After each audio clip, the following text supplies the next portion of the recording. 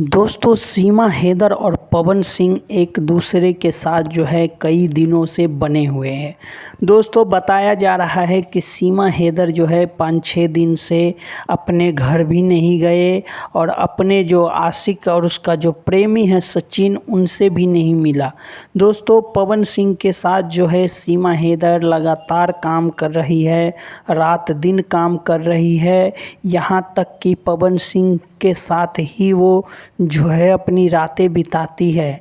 दोस्तों बताया जा रहा है कि ये दोनों का एल्बम आने वाला है और इसी एल्बम के जो सिलसिले में सीमा हैदर जो है अपने घर नहीं जा पा रही है।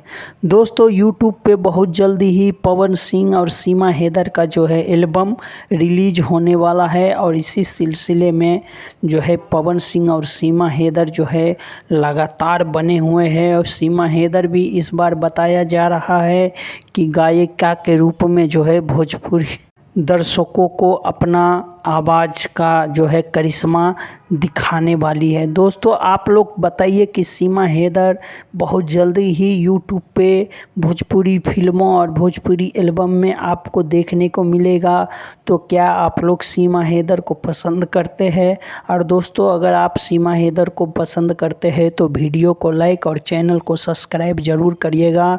और पवन सिंह और सीमा हैदर का जो एल्बम आ रहा है वो बहुत जल्दी अनाउंस होने वाला है और मैं आपको बताऊंगा कब रिलीज होगा। जब तक मेरे साथ बने रहिए और इस चैनल को सब्सक्राइब कर दीजिए। धन्यवाद दोस्तों।